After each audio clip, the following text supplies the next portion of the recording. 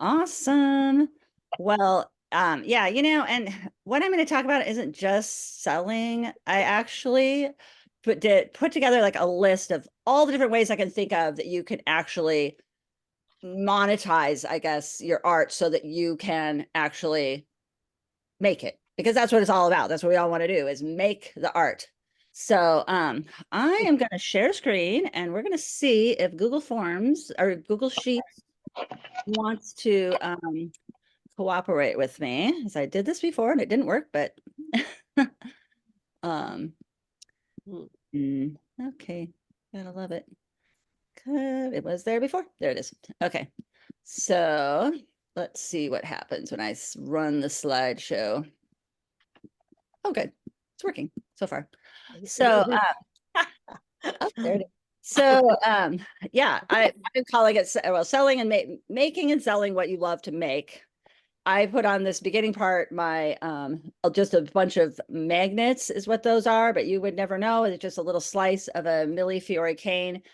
My art, if you aren't familiar with it, is polymer clay sculpture based on making what are called millefiori canes. So those are long tubes of color that are sliced up to reveal little pictures. And for me, that works out awesome because they become like a bread and butter part of my existence, and they're super fun to make. So I've been very lucky to find those as a thing. Oh gosh, okay. I I'm gonna try to just a second here. I'm gonna move something around.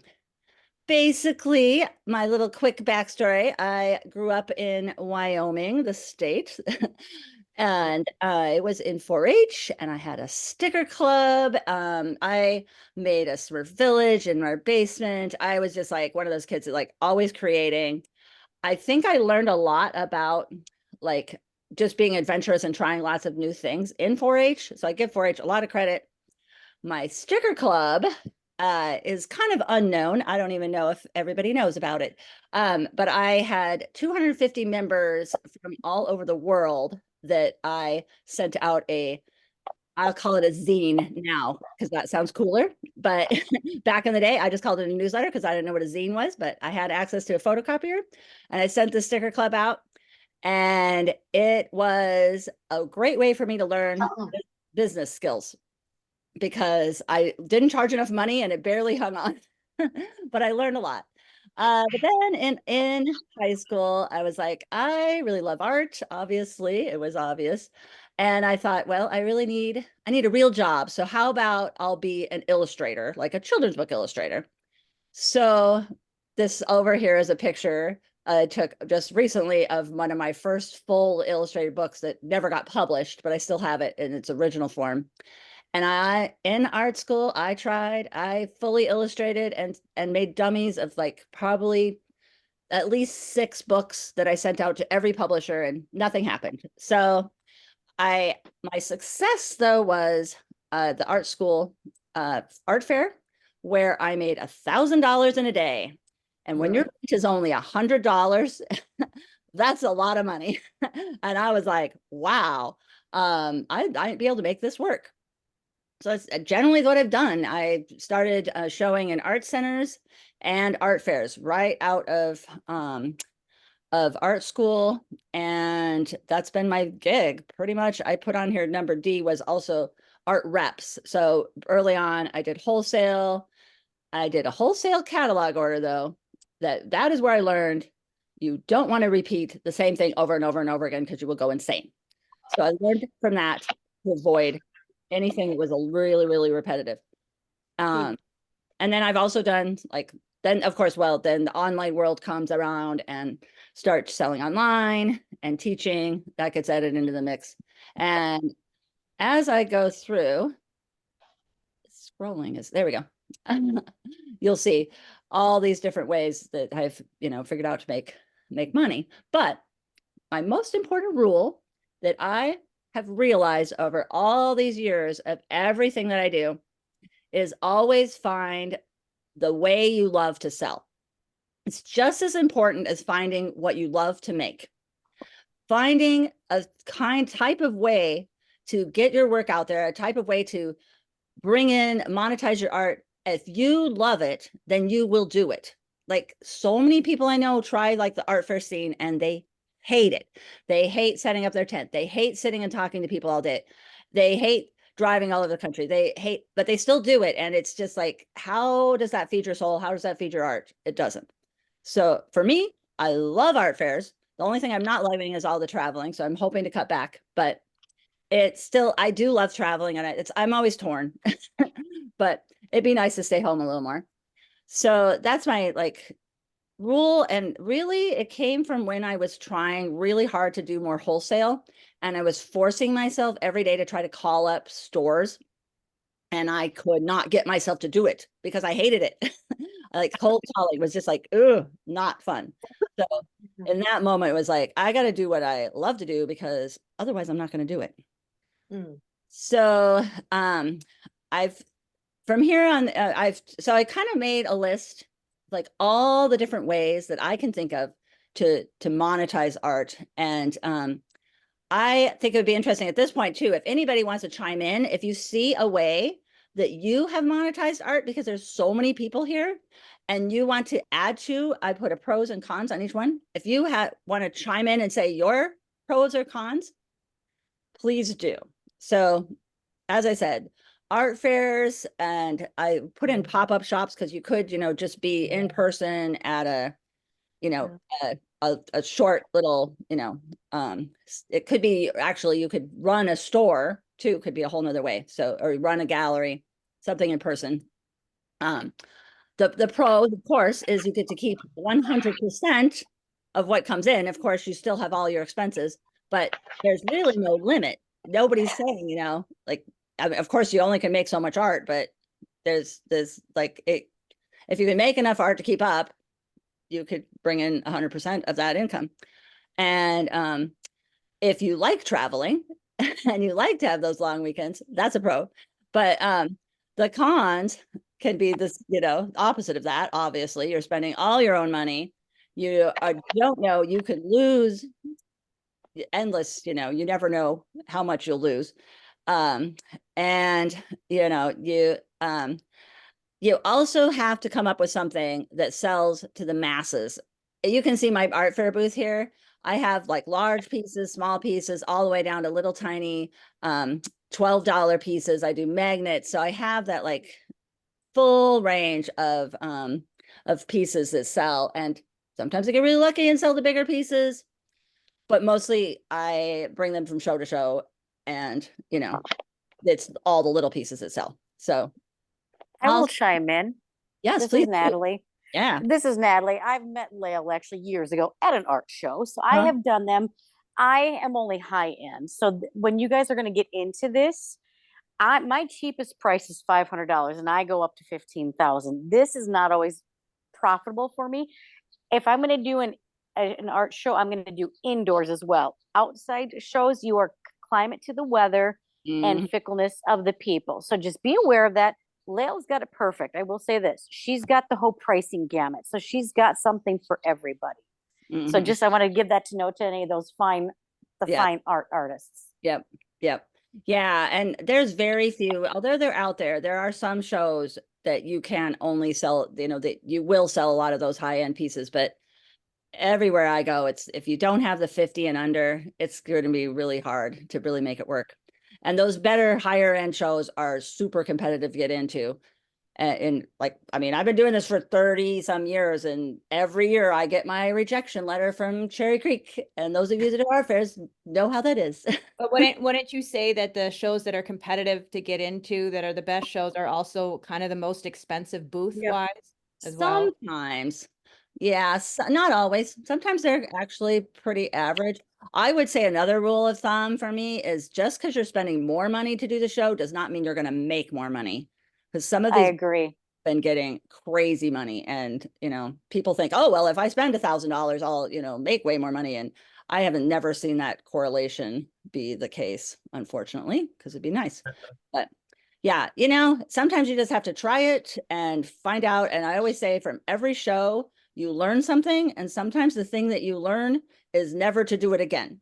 And then, you know, Yep. mark it I've off. sold more paintings at flea markets and coffee shops than I have at any art show that I've done at And art if, like Uptown / Stone Art / those kinds of Yeah. sales.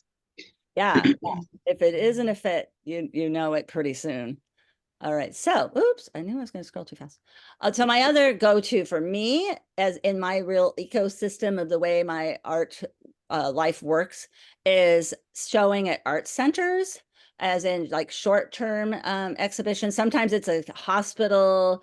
A lot of times it's related to some kind of arts organization, and it's usually non-profit, which would also mean like they're not really trying really hard to sell it. So when I do these shows, my goal is really not to sell the work. I mean, if it does, it does. And sometimes it does.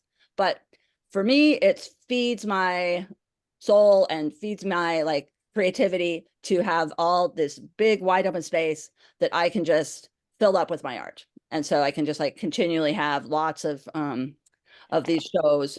And a lot of times they're solo or small group, and you can get a lot of work in front of a lot of people. So those larger pieces sometimes inspire like a whole, line of smaller pieces that are sort of related to those pieces. So has anybody here shown much in art centers? I have. This is Natalie. Yeah. I've actually done FIPS Healing for Oh, yeah. Healing Center for Arts. I've actually sold 4 or 5 pieces through them. Nice. And I'm actually in the Hudson Hospital. I have 3 pieces in their permanent collection. So Great. it gives and takes, and it's great. If anybody's looking to build their resume, these are the way to go, because if a gallery is going to look at you, or any store, or even art shows, good art shows, they're going to look and see what your experience is in the art world. So these are a good stepping stone for people too to build resumes. Yep. And I will add.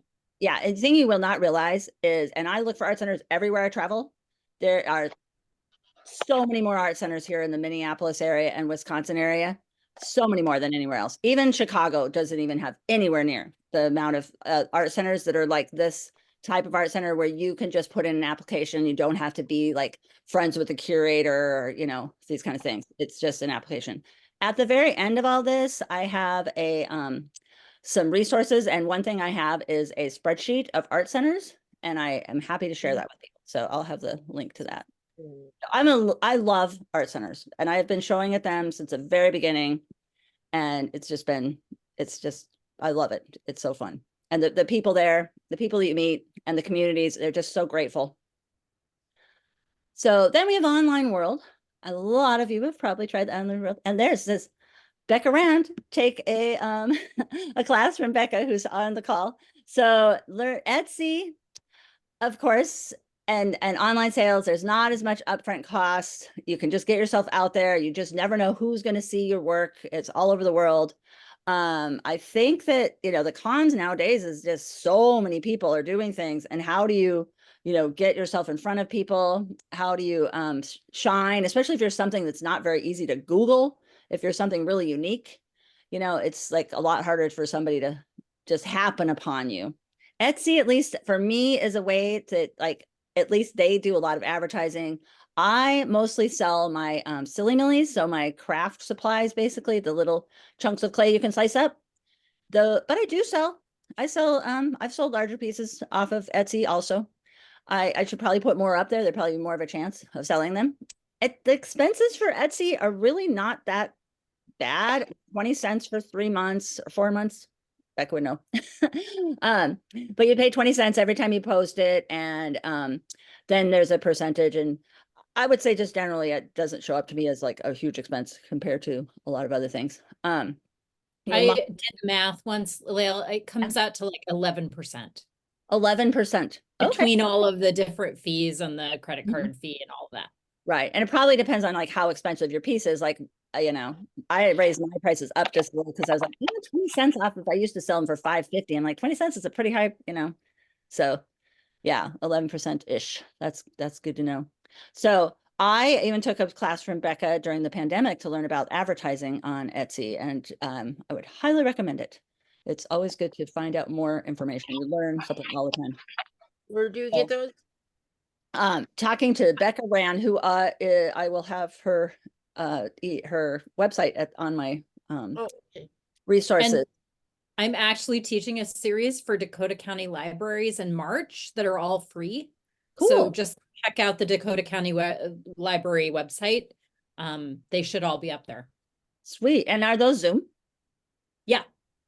Cool. Has anyone else that's here had like really great luck online, like selling larger pieces? Not me personally.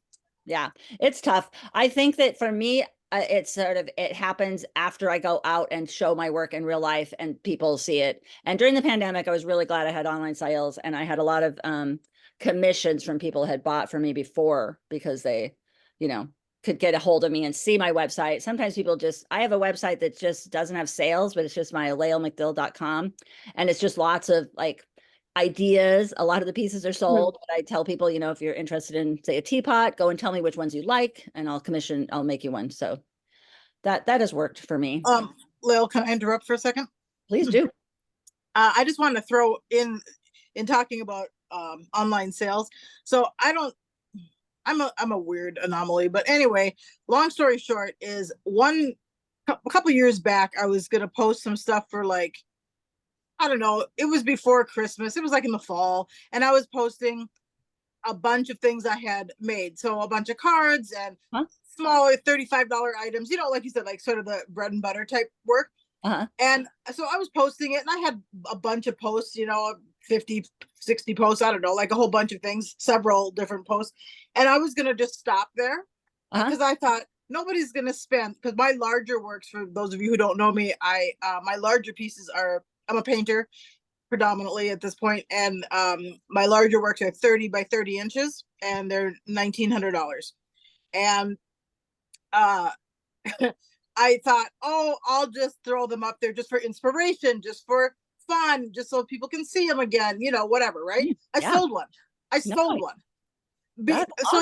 So the point I'm making is, you don't know. You have to just throw it out there. Sure, you may not sell it. I mean, I didn't think I would, but sure enough, I sold it. Yeah, that's I sold one of them. So it's like, well, I don't know, that was worth it. Yeah, totally. Did you say that was on your own website or on Etsy or on Facebook? Oh, on Facebook. Oh, using Facebook. Yeah. Oh, awesome. Yeah. So totally shocking that I just, you know, threw it up there, and sure enough, I got a hit, and an actual sale came of it. So you just never know. You just never know. I would agree. I sold 3 pieces on Facebook alone. Sweet. In the past year. That is awesome. Yeah, add that to the list of online places and Instagram. And I'm not even talking about like my business page. I'm just talking about my regular old page, you know, where my friends look, and I was shocked, to be honest. Way to go. I've heard people sell stuff on Facebook Marketplace. Yeah. Awesome. Cool. Yeah. Well, okay. So then another selling wholesale to galleries.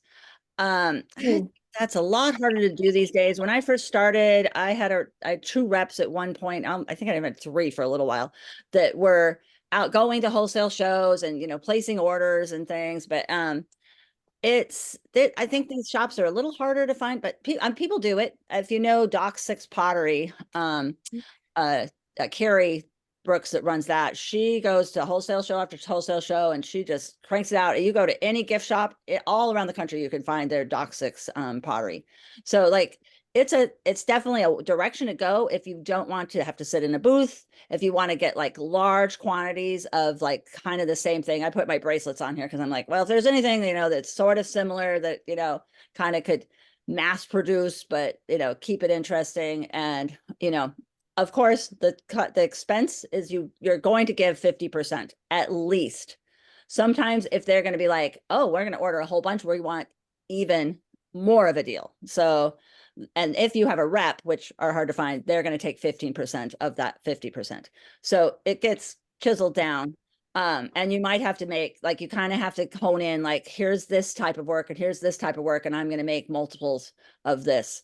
So that's it's tricky, but wholesale shows also are extremely expensive. So I was going to say that right after Warm, and I was doing all those figurative paintings, and I don't know how they found me, but I was doing the Dow, and I think everybody was sharing my art around.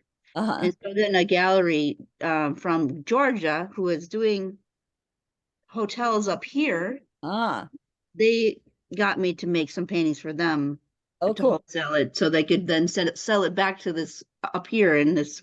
So it was funny because I had to send them to Georgia. Oh, I had to make them send them to Georgia so that they could yeah. frame them and get them back up here. I just thought it was the Yeah. weirdest thing. Yeah. But you know, it is 50%. You sell it for half of what you would have, Right. but And you then always you have have, it. yeah, you have Well, like a times it. minimum order. They have to buy in quantity. So they're not just coming Right. in and going, I want to buy one. I, at the most recent for me, I was at a show and the very end of a tea shop wanted to buy all my teapots. So they bought all the teapots, but they got them all half price. So, you know, it was great to sell them all. But then I was like, wow, you know, that was very cheap for them to get it. But, you know, you kind of go, okay, well, they're gone. Now I get to make more. So, yeah, that's definitely a thing. All right. So I then went to Maui, Lael. That's what I did. I went to Maui. that's very good. Yeah. So I teaching classes is another really big part of my my practice. I love it. It's the pros is, you know, of course you get to spread what you love doing with people, you get to interact with people. I learn from my students. I'm always telling them I'm stealing their ideas. I hope they don't mind that. Usually I think they're happy when I tell them I'm going to steal their ideas, steal their color scheme. The cons, I sometimes it doesn't pay very well. I'm starting to see like art centers paying a little better. For a long time, they were still paying like $20 an hour, which is what they paid when I started in 94. But I'm seeing a little bit better. I would say you really have to just, you know, figure out what your price is and, you know, include some prep time, figure out what works for you. And if that art center or wherever it is really wants you, they will pay for it. So, you know, even like community eds kind of that a lot of times they don't pay very well. But if you say, you know, this is what it's going to cost and, you know, they want to do it. If you, it can be, you know, take a while to find venues and find places. I am doing Airbnb experience now. That has worked out amazing. So if you have something really cool that you do and a cool space that they can come to, I would highly recommend looking into it and contact me. I would, you know, I really want to build up more people that offer amazing Airbnb experiences because the people that come are really fun and even people are local are doing it. They take 20%, which is way better than Groupon that used to take 50% and make you have it on half price. So you got 25%. So And you Airbnb, go to them instead of them come to you? Some of them or oh no? no, they're always come to me, my studio, because it's all about like seeing my studio. I even give them like a tour and sometimes I'll bake the things for them. So it's all them coming to me. And the confusing part is still some people think you have to be staying in an Airbnb. So sometimes Oh. my link on my website leads to Airbnb and they're like, wait, where, you know, so there's still some learning curve for people to understand it. But as people travel, they get it and they actually come back and they'll take a class. So they're out there. Also, their format is just so easy, to post classes, and it's I think it's awesome. So anybody else that has found that teaching classes is a great part of what works for them? Well, I like it. I've been so what I was gonna say is I've been teaching art with specified groups, and so like continuing ed, I think continuing ed is a good place to learn how you teach. And then I've been working with like the show gallery or People Incorporated and different organizations where they host to a certain demographic. And yeah, I love it. Yeah. I have to second that. Katie got me into that, and I love it. And yeah, teaching really does reinforce what you know, and even what you don't know. Because a lot of times in between classes, I'll watch YouTube stuff and learn new methods or new Right. techniques. You know, so Exactly. it's really good for you to teach. Yeah. Besides earning the money for it, it's really good. Yeah. It really Yeah. can feed your soul, I think. I find that it just definitely it adds to everything. And I even have, since I have my classes in my studio and that's sort of a gallery, like I have a lot of residual sales. So especially with Airbnb experience people, they want to buy something to commemorate their experience. So that works out nice. So Well, and you get all those neat little kits too. yeah, I can keep them going. So grants was the next thing, and I had to put a picture of my friend Corey Favors show because I've never won a grant, but I am trying to do it more. I'm going to try to apply. Corey did this amazing project. I think it's a I can't remember who gave her the grant, probably MRAC or MA or State Arts Board, but it was all about things women carry in their purse or wherever to protect themselves, and everybody sent pictures and she made little paintings of them. So it was amazing. So I would say, yeah, obviously the pros is you could get a big chunk of money and, you know, get to play around, get to kind of follow your dream. You don't have to think about who's going to buy it, so you can make work that is social justice work that maybe nobody wants to own, but maybe they will someday. But you can just think about making a statement, getting your art out there. Of course, it's very uneven income because you just never know if you're going to get lucky. And you also have to fit what that grant is looking for. And Barbara has done a lot of grant writing, so she could give you good advice about looking at what their language is and putting that into your grant. Has anyone here had good grant success? Layl, I've had a lot of community grant success. So it's more about, to me, it was more about doing community projects with, like, say, the Stone Arch. We did like the Stone Arch ones. And then I did the, like, Southside community. We had one over here in our neighborhood. And, stuff like that. So you also, when you're looking for grants, you have to figure out what kind of grants you're going for and if you have a specialized thing. So like the grants I would always go to is having some kind of community component that would engage the community. And then that's also how I interact with other organizations now, like by providing an experience for them. And I go to them and, you know, do the spin art or the pour painting or, you know, whatever they want to learn or something. And it's more like your Airbnb, they're going for the experience. Yeah. Awesome. Yeah. There are a bunch of community. If you live in Minneapolis, I just talked to somebody on the phone about one that the community partnership grants. So that is something to definitely check out. So next thing. So here's something I think a lot of people forget about.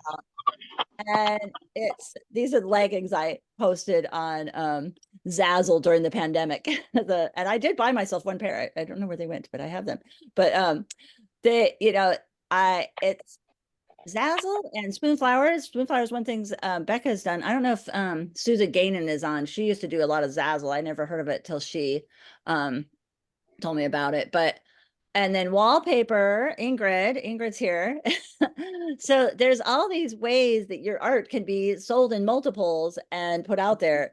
And there are artists that, you know, they make their full living off of licensing the images of what they create. So I think a lot of artists don't think about that as a way to bring in income, but it's definitely, it's something that's out there. Anyone that's here, I've only barely done. I made like somebody bought, I think, one of these pairs of leggings. So it's not like been a big income stream. But if anyone that's had success wants to chime in off of licensing, I'd love to hear. Layl, there's another thing. I don't know if you'd call it licensing, but Fine Art America, you can post images and people can choose to buy or use the image on like tote bags or cell phone covers. I mean, they can choose where they want the image imprinted and then order that thing with your art on it, and you set the price of you know what it would be. And there's a free membership at fineartamerica.com, but you're limited to only 25 images. Oh, yeah, somebody recommended that to me as well, and he said that that's a really good seller for him. So that's on my list to look into as well. And I've also had great American artists as well that I've free to upload and you get approval. and it didn't cost me anything. And in a year and a half, I've sold about $180. So it's just kind of nice because they print it and frame it for people. So they just use it's licensing. So it can work. And it's really nice. That's It's stuff such you don't think about. It's just random bonuses coming. It's like Merry Christmas to Yeah. me. It's sort of like your money while you sleep. I guess another thing I do, I didn't even put on here is or maybe I will. So I have PDFs on my website. So that's another thing where I made these years ago for online classes and people just upload them and it makes $3 just like that. And it's like, just $3 here, $3 there, it adds up eventually. So yeah, the more you can put your work out there. So Yeah, Dinner to Layl. beer- And what else? What is it? Lael, I just want to remind everybody the Camille Gage grant is up right now. So just for those teaching artists, it's a big one, and it's through the YMCA. A local artist who passed away, they have a grant in her name. So just yeah. everybody who's teaching, apply to that grant. Ah, yes, very good. Whoops, oh, went too fast. Okay, yes, and there's probably some people here that have done some public art. I haven't done a lot. I've done a couple hospital projects and some things like that. This is one that went off to California in 2019.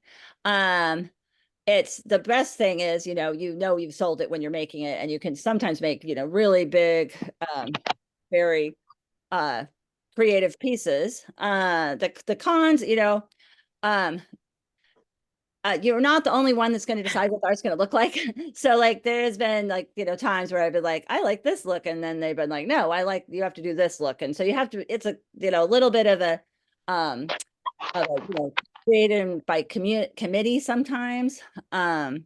And then, obviously dealing with bureaucracies, that's the main reason my husband Josh doesn't do them, because he did a few, and just the struggle of all of the I don't even, bureaucracies of things were tricky. And I wrote on here, read your contract closely, because I wanted to tell you the story of this piece of art. I made 4 of these. They were 36 by 36. And in conversation with, email conversations, they talked about saying that it could only be a 1/4 of an inch thick. But then they never came back to me in the conversation and said, yes, we've decided it's only going to be a 1/4 inch thick. And so I thought, well, I guess we're fine. We're not going to do that, because I told them, I need to do some tests. I need to get back to you. And they never said anything. But the contract said 1/4 of an inch thick. And I did not read that, even though I thought I read it closely, but I missed it, sent it off to them, and they got it. And they said, these are not a 1/4 inch thick. And luckily, they were able to find a different place to put him in the hospital that they could have the thickness, because they're really pretty thin still, like, 1 inch, but it would have been completely different art. So it was one of those moments, contracts, even if you're talking to people, is what's in the contract. And that's another like bureaucracy thing. It can be tricky. And there's anybody else doing any public art? I wish Remo would be the one. We could have he could come on, because Remo's been doing a lot of public art. Anastasia Goodman, she's that does a lot of them at the state Okay. or the airport. Anastasia Goodman that's all she does. But you have to even is it Susan Gannon? Is she on here? Because she's done public art as well. Yeah. Yeah. Kelly, Yeah, you I'm gonna be doing one in March with Barbara Yeah. and 5 other artists. So, but there's Yeah. just Nice. painting on concrete barriers for Burnsville. That's awesome. Yeah, you'll have to report back your experience and your pros and cons. And talk about Kelly, we Kelly. did stuff for the Saints game too, but that was fun. It was kind of a competition. That was fun. Oh yeah. Yeah. And Kelly won the competition. Woo woo, Kelly. Then Yeah. I got paid more money, so that was nice. That's nice. That's a good idea. Kelly, talk about how you got the barriers project, because we were very deliberate about how you applied for it. Oh yeah, so there was a open application call for an artist or an artist team. So I applied as a team, and I tried to include just a variety of people. And definitely Barbara told me I should include a Burnsville resident, since they would be deciding. And they really liked our proposal. They really liked our community engagement plan. And Barbara always suggests, like, don't be greedy and ask for all the money. So go a little bit less than their max amount. So yeah, I think that was a good strategy, and we got it. So. Yay. That's so cool. $25,000. Nice. For Ooh. 7 artists. Ooh. Nice. All right. So then I also put, of course, social media stardom and media content licensing. I didn't even know that existed before the pandemic. And during the pandemic, I listened to a podcast about it and I was like, oh, this is a thing. Once you know it exists, you see it everywhere. But the pro is, of course, fame, who can not, have all that, attention, and maybe easy money. Like if you hit it big, you can make money off of your clicks. And the content licensing is where basically you connect up with a media company that will put your content out in the world and then give you a percentage. So I did several of those. So during the pandemic, I actually had time and focus to do a lot of videos of making canes. And I did a screenshot of my TikTok where my biggest one is that the dog there that got almost 10 million views. But that was my moment of stardom. And I sold about maybe $100 worth, mostly this little axolotl. That was my most popular sales. Maybe I had maybe 4 or 5 orders. So it wasn't a lot of orders. And I made $250 off of TikTok. I haven't been on there. Maybe they've given me more money. I kind of neglect it now. I call it the sugar rush of social media, because it's great, it feels good, but it maybe doesn't really pan out to anything. But it was a great pandemic project for me. You can, if you really get into it, that posting could take away your time although, it depends on, if it feels creative to be making your post, then that's also a good thing, right? So it all depends on what feeds your soul. If you really love it and you're really good at it, and you could actually make it work. So definitely think. My assistant, he has been very TikTok famous. Unfortunately, got his TikTok stolen, so be very careful of hackers. But it has worked out really well for him. He's had a lot of sales of ceramics and things like that.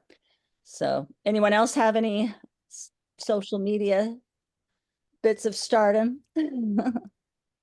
Or know anyone? Yeah.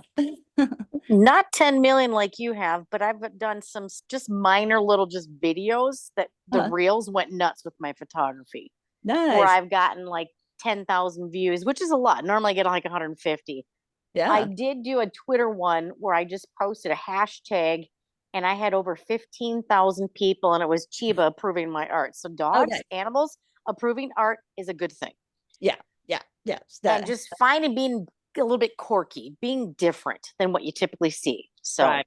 Yeah, I think that's true. I think really be thinking outside the box, really engaging. I think you really have to be on there and be engaging. And, it's, for me, I have found I'm not as active on social media anymore. And you can feel really guilty if you're like, oh, I should be doing that. But I don't think you feel like you have to do it. And maybe it's just like one of those things you maybe tell yourself, okay, once a week, once a month, but like, unless you really love doing it, it's not necessary. It's people think it's necessary. Build up maybe an Instagram page, so at least you have something to point people to.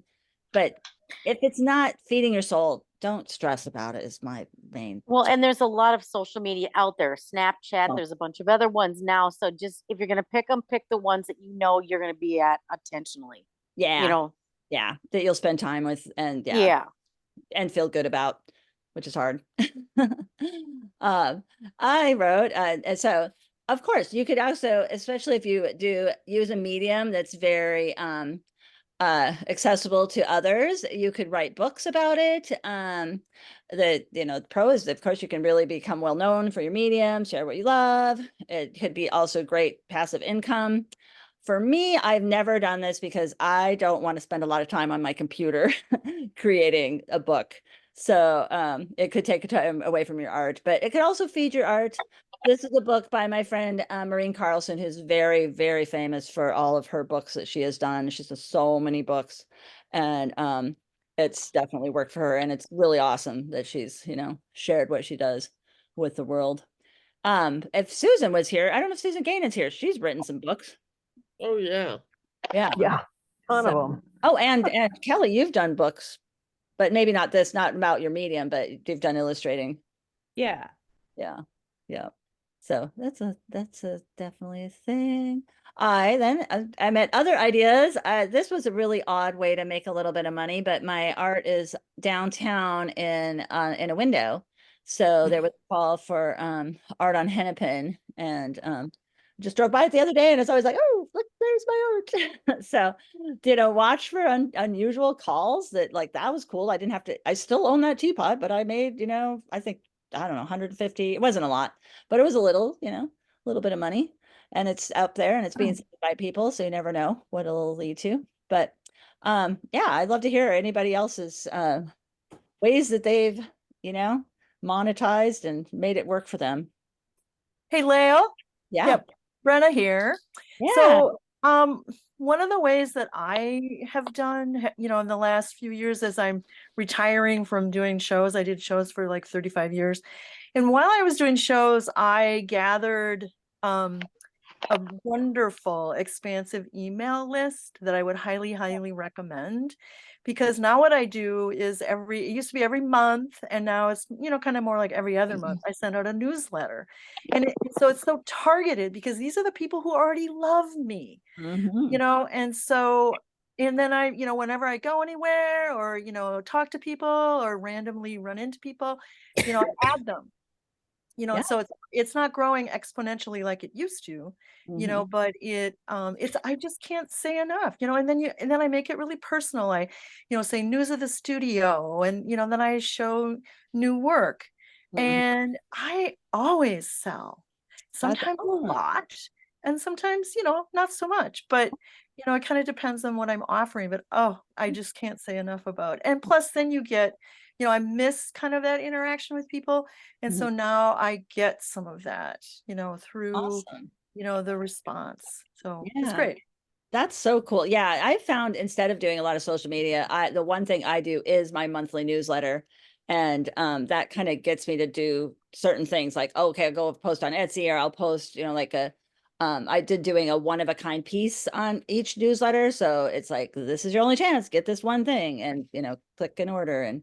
And yeah, the one thing I want, my like New Year's resolution, one of them was to try to collect more email addresses, because I've been slacking on that.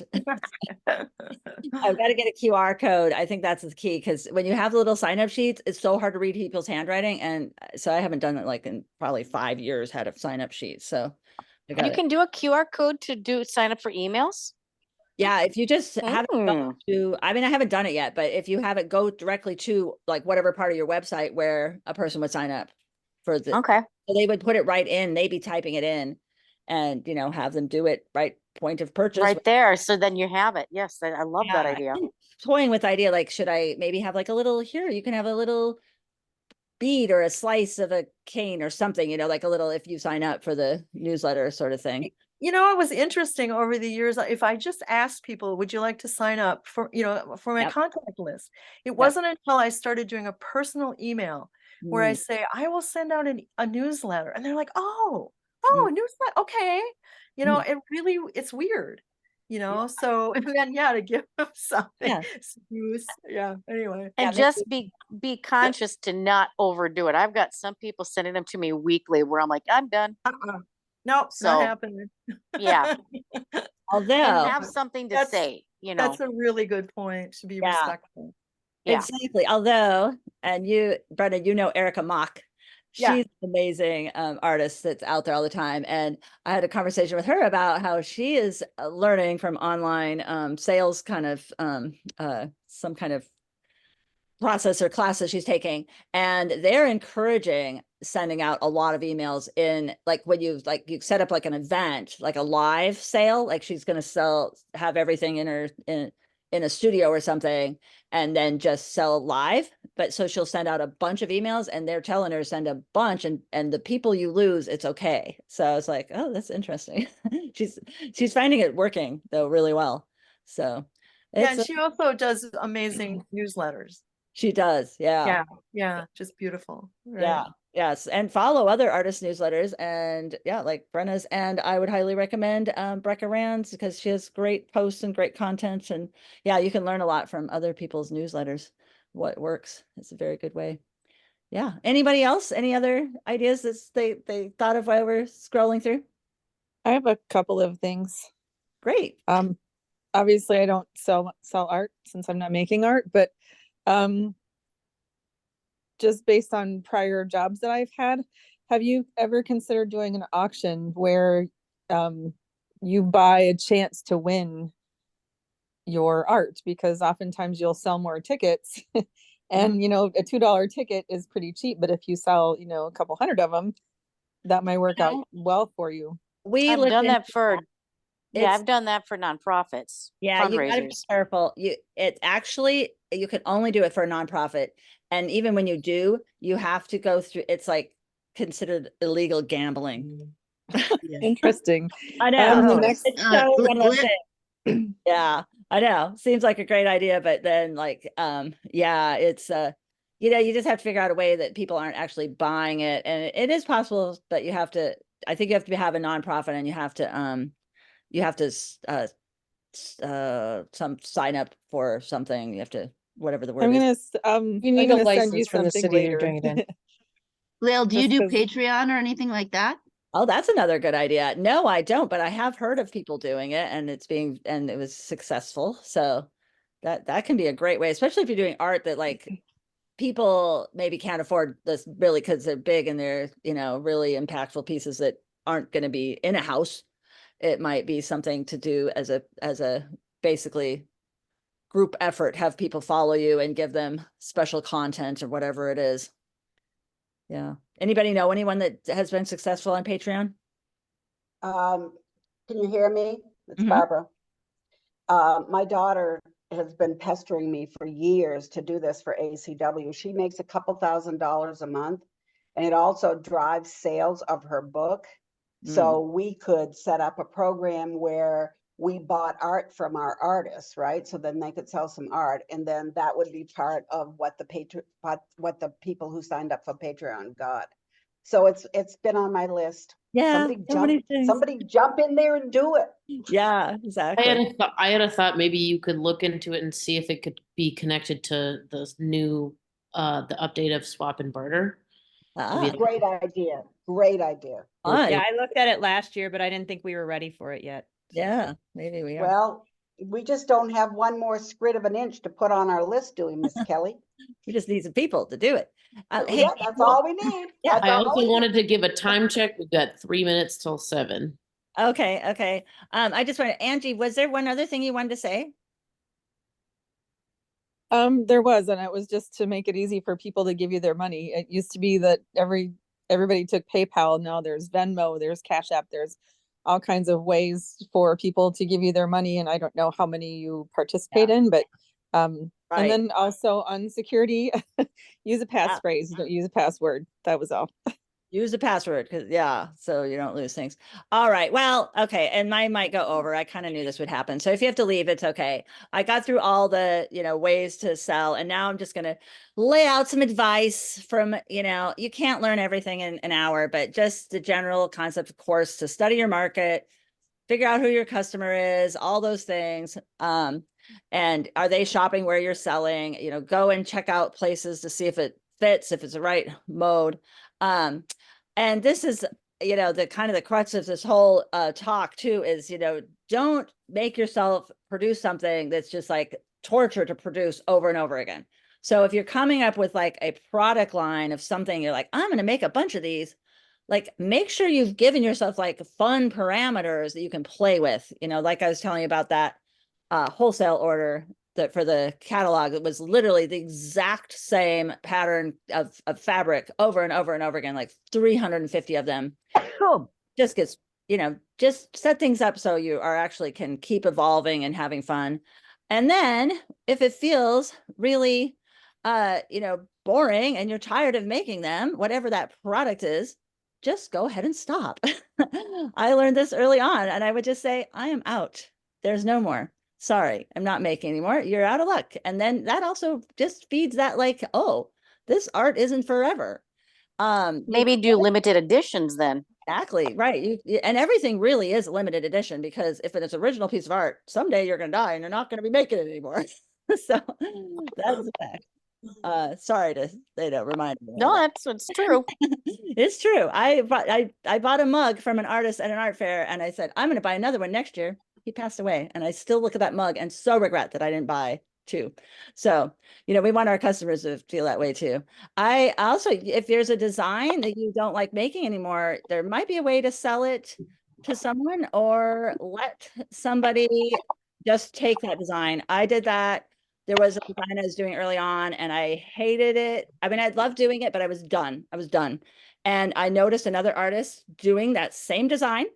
She copied it, and I was actually happy. And I had a conversation with her. She felt guilty because she didn't even realize she was ever going to meet me, because she was actually living in Florida. But anyhow, I said, go ahead, just, you do it. I am glad you're making it because people love it. Whoops, I feel like I skipped something. Nope, I didn't. Also, if you are going to make something over and over again, just find a way to produce it that is, maybe not taking as much time. Of course, selling prints of your art is very common at art fairs. I talked about the selling PDFs online. Ways to, make money in your sleep, or make money that you don't have to put a lot of time and effort into. I also am a big believer, don't be afraid of changing. If you, want to change mediums, you do it. It's like you only live once, and you never know what you did before is going to feed the new things that you're doing. And number 6, very important, join arts organizations to network, like Art to Change the World. And I tell people this all the time. I get so much, my art has evolved so much after, from my years of being part of Art to Change the World, and just all the people that you meet. And if you're insular in your own little circle, it doesn't feed everything as much. Anybody else little bits of advice for keeping it creative and keeping your juices flowing?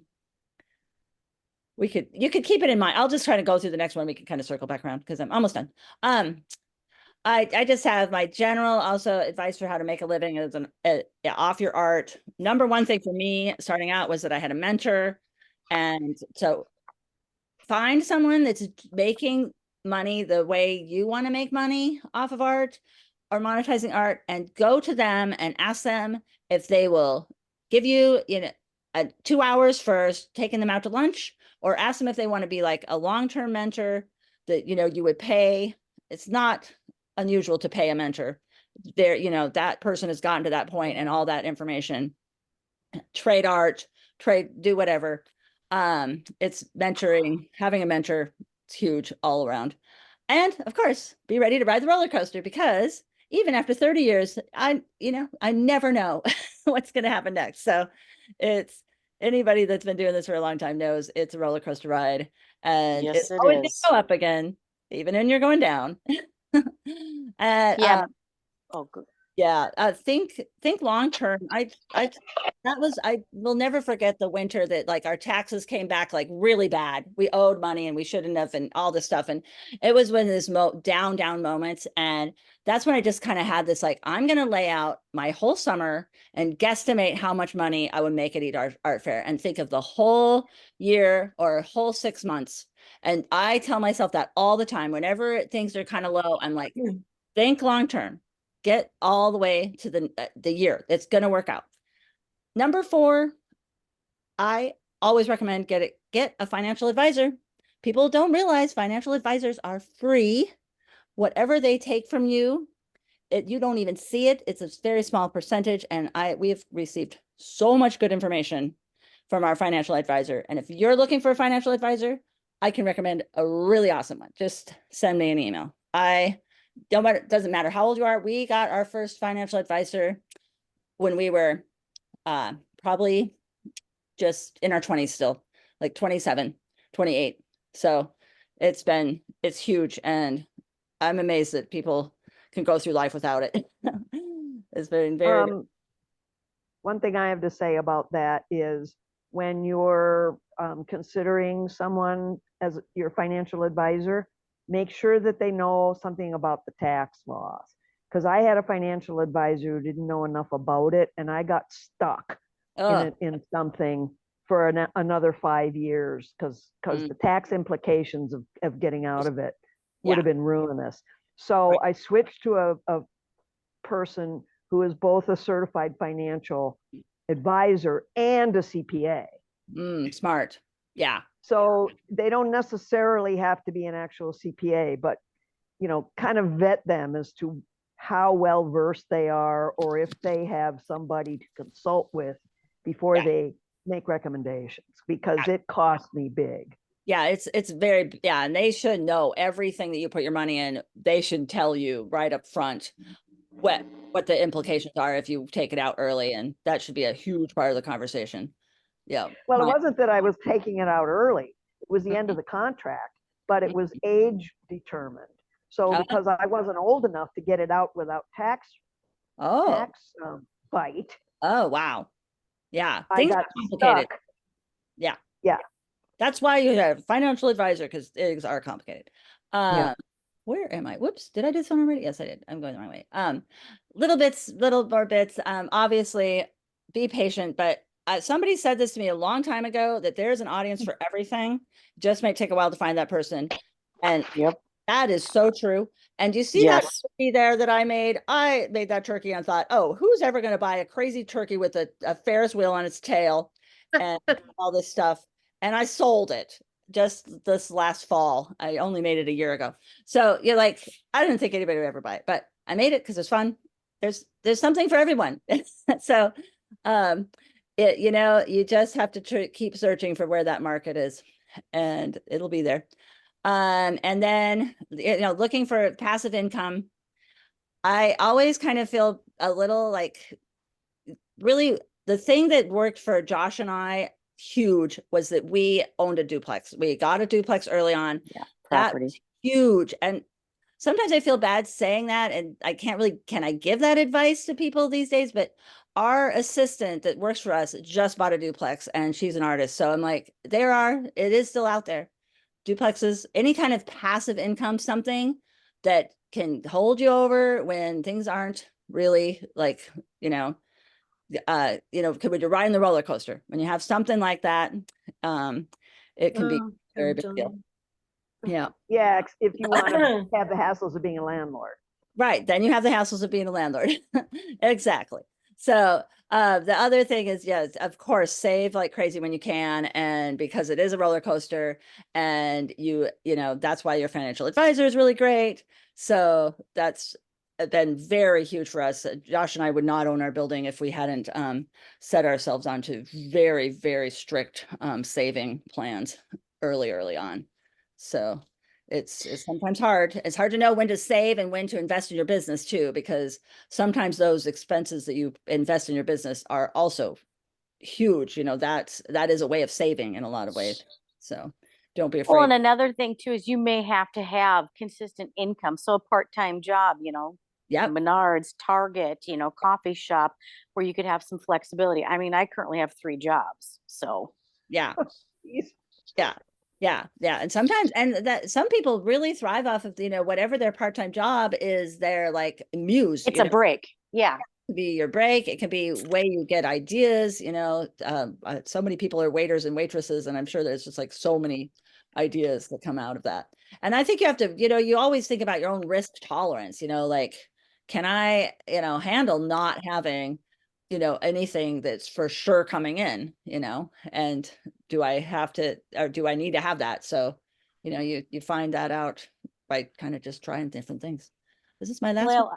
Oh, there's my and I can tell you too, Layl, for my biggest hurdle I have right now is finding my collectors. Yeah. That's the biggest thing right there. So and I've been doing this for 25, almost 30 years. Yeah. And you've seen me where I've evolved. I mean, where I've come from when I first started out to now. It's like, holy shit. Sorry. Kid friendly. Yeah. It is. You do have to be patient. I mean, 25 years in, you still should be learning and evolving. So it doesn't just. So I have this list of they're all hot links, but it's kind of hard to get that off of a sheet. But I could actually copy and paste and send these to you, Kelly, and you, if you wanted to, you could put them in with the survey, or you could just shoot me an email. I don't know what's easier for you, Kelly. I can post them on our project page actually. Okay. Yeah. So some of these, like this is all my festivals. It's a Google sheet and I have it set to can comment. So if you want to, let me know, same with the art center sheet. Things change, of course, and it's not perfectly up to date, but you will see a big, long list and you're welcome if you are into art fairs. I love to talk art fairs. I'll talk art fairs forever and bore Josh to death. So, any art fair in the area, I've done most of them. There's going to be a lot of new ones. I don't do as many locals, so there's a lot I haven't done, but there's a lot of them I've at least know someone that has. Springboard for the Arts has a lot of great resources of art business type things. Mock juries. I've just done a couple of these recently. This link will go to if you're getting into art fairs. You can watch this mock jury on YouTube that he did, and you can also, he offers them and you can put your own work up, and it's awesome. You learn a lot just about your presentation and the way that the art fairs really want to see your images. If you're interested in lots of exhibits, there's a call for entry cafe. I use that a lot. I did a lot during the pandemic. There's a lot of fun inspiration there as far as like you can look for a call that's got an interesting theme and maybe make art based on that theme if you're looking for direction. Applications for art fairs. There's a lot of good things on MN Artist. Art Fair Sourcebook if you get into art fairs. There's those things. And I put them on Becca's website too for Etsy and Spoonflower and all that. Is that the end? Yep, that's the end. So yeah. Any other thoughts or ideas that popped into people's brains? What just popped into my head was you can also sign up to be someone that reads the grants and juries the grants, and they pay you to do that. I'm not sure which organizations do it, but I know that my partner has done a lot of those where they need a pool of people to go through the grants and help them decide, and then they pay you a stipend. Yeah, I've done that several times. You learn so much about writing good grants by being on those panels. Yeah, anytime you can get a chance to be on the other side, it also can help you have a thicker skin because you can really see how like, oh, you know what? A lot of it is just chance. I mean, obviously you want to get to a certain point where you are putting your best foot forward, but then you're like, especially if you're applying to like art fairs where there's, 2,000 people for 100 spots. It's like you go, oh, it's just, you can take that hit a little bit easier for. Well, speaking of applying to art fairs, there's also a thing called Zapplication. Yeah. So it's application with a Z, and they have almost all the art fairs are on there. And then, you got that on there too. It's just really nice because you can upload your, stuff for your application, and then you just click all the shows you want to apply to. So it makes you apply to all of them with just like one click instead of resubmitting to every single different thing. So easy. I think back to the days when I had to do my slide packets. I remember like Oh God. all my slides and putting little stickers on them and writing, this is like in 10 seconds I can apply to a show. Exactly. The digital era on top not of every fair is on there, but like, no, but and on top of cafe for exhibitions, there is artcall.org is just like cafe. Okay. And it's artcall.org, and that's nationwide and international. So there's a lot of weird, different calls there.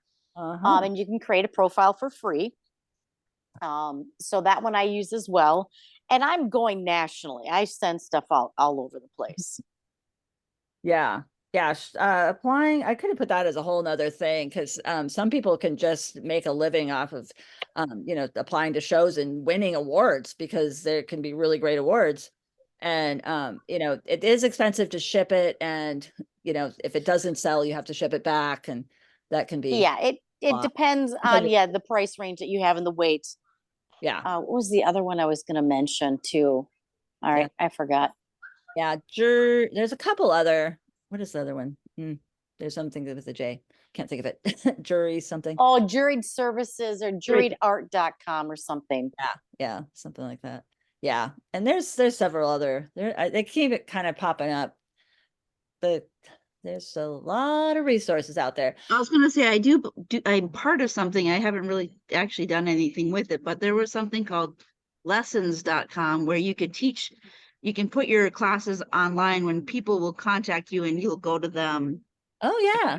You can go locally or you can go further, depending on if you have a car or your transportation. But I never followed too much through, but I always get hits on it. And so I think it's a membership. You have to pay so much to be part of it or whatever. Do you know what the name of it is? It's called Lessons. Oh, okay. Layl, I've Lessons. got another one that I'll send to you and Kelly when I figure it out. It's a local group. These guys did it where you would create an account, upload your art, and local coffee and restaurants would also be on the other end, and they would go through all the arts and pick what they want, and they would put you up in their coffee shops or stores or restaurants, and they'd put QR codes, and so it would be all QR code based sales.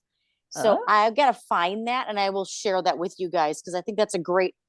Maybe that should be something we should do for like the newsletter in March or something. Write something up like, "Hey, looking for exhibitions? Here's a tip." Yeah, that's a great tip. I have not heard of that, but that's a great idea. It's something orange or something like that. I did it pre-pandemic. So I got to still see if they're around. And if they are, I will definitely get that information and share it with you guys. Okay. And it doesn't cost you anything. You just have to go and set up. Like I was in Uptown for 2 months. I had all my black and white canvases in their coffee shop. Oh, nice. Yeah. So that's great. You know, and it doesn't cost you anything except for your time. You know, I'm hanging the artwork up. Yeah, exactly. And, you know, sometimes people might be like, oh, it's a coffee shop. But, you know, sometimes that's a space where people might be just sitting there for a long time and really soak up your art. And, you know, at least you've got it out there. That's kind of theory. I think that's nice because they really do get into more of a contemplative zone. Yeah. Well, then they see it on a wall outside of a gallery wall. They see it in a coffee shop. They can actually visualize it in their home. And they might see it multiple times. I mean, you never know. I would say it's better chance of selling it's on a wall than in a box. I mean, it's not gonna. Well, yeah, it's gonna be out there getting seen and not in your studio not being seen. You know, your chances of like 300 people, 500 people over a month, if not more. Yep. It's better than 2. You and your studio mate. I want to add to that. I'm in a show right now in a condo building. It's a pretty swanky condo building, about a block or so from the Guthrie. And right along that strip, there's several condo buildings, and they kind of all do this, where they have rotating art shows in their lobby. So basically, it's a way for them to have original art in their lobby without buying it, actually. Yep. And they rotate it through, and then so like you were saying with the coffee shop, people who live in the building are kind of living with the art for 3 months or whatever, right? And so they walk by it every day. Eventually they might look at one and go, oh, you know, I'm growing more and more fond of that the longer I see it. And they realize it's going to be gone soon and they're not going to get to see it again, and they're going to think about a spot where they got to put it. Have you had any luck? Have you had sales from your show there? No, but the potential is there. Yes. Well, I can tell you right now with the Phipps Center, Healing Arts Center, and go to Phipps, PHIPPS. It's in Hudson. They do have a healing art call to 3 hospitals. They do a payment program with the staff, so they don't have to pay. Like I sold a $1,500 piece. Nice. They can have it. It was an exhibition for 3 months. They had 3 months to pay for that. So they had just taken out of their check. Wow, that's interesting. Yeah. So that was another incentive to buy the arts. So there's another option for you guys. If they look at that and just say, well, you know, and it didn't, and then they would send me a check. They took only, I think, 35%. So Phipps was a little bit less. Some of your galleries, you can negotiate the percentage, but on the average, it is 50-50 that I have found. Yeah. But like the members that art groups I'm in, they take 30% with members or 25. So it's kind of nice that way. Yeah. Yeah. A lot of art centers will take less, but a gallery that's a commercial gallery is almost always going to be 50. And I would say if they're taking less than 50, if they're taking 30, I've never seen a gallery be able to last that's only taking 30. So No. Gonna Well, be it's because longer. it's We their better raise it utility up. bills. Yeah, It's they're fun. marketing people. Yeah. It's a good partnership if you think about it, because you don't have to market it. You don't have to worry about the electricity. You Exactly. don't have to worry about getting in front of people. You Yeah. paying somebody that. So Yeah. and that's when you mark it up a little bit more. When you know you're gonna send it to a gallery, add another couple of $1,000s to the piece. Yeah. Yeah. Yeah. That could be. Well, So my I'm a pieces firm went believer so in mine went sell up it to about the same. 2,800 now. So You should sell it where if you're getting to the gallery, yeah, you you should got to sell- mark it up. well, or keep it the same. Sell it the Well, same for as mine, I before. have to. Yeah. So Yeah. You can always have on sale. I'm gonna stop sharing screen. Is that okay. cool, everybody? I figure we can all get. Yeah. Okay. Well, I'm gonna let you. I'm gonna check out for you guys. I have a great evening, and I Thanks. will find out what that place is, and I'll share with that information with you guys. Awesome. Thank you guys. Thank you, Layla. Yeah. Are there any last minute questions for Layla? Anybody else? Anything else pop into their brain? Well, I think I had sold some stuff through my Nima shop a couple times, but I Yeah. think the biggest thing was that a gallery reached out to me and they bought a piece that one of their clients wanted. And then I just sold it at whatever rate I had it listed on the website. But I don't know, I kind of am bad at websites, so I think I'm gonna keep my Nima shop, but I think if I had more time and more time to push it around, those Yeah. shops could be very, Right. worth the money. Right. You kind of have to have, it's nice. It sort of floats out there. Like I had my Nima shop and pretty much completely ignored it. And then I got an order and I was like, oh, I don't know if I still have that exact thing. So I had to make another one. But, if keeping track of if it's an exact piece, but if it's like something general where you're like, I can make you something kind of like this, and you could just keep that out there for, for endless amount of time. You never, somebody might know. Excuse me, what is your email address? My email address is Layl, Layl, at clay squared, CLAYSQUARED.com. Thank you very much. Yeah. And I also want to just throw out there with the swap and barter. I just had a swap and barter with Deb Rip last week where I bartered 2 hours or so of mentoring for some artwork of hers, which was a win-win for me. And I think it was for her too. So I am willing It and was. happy. I got a lot of great things that I had to work on. Now I got to work. That's usually how, yeah. But I thought of something that relative to the condo thing is that, furniture stores sometimes have like little areas where they set up a couch and then they have a piece of artwork. And that's kind of I don't know, I've never tried it, but Yeah. I used to work with Covet when they were in my neighborhood.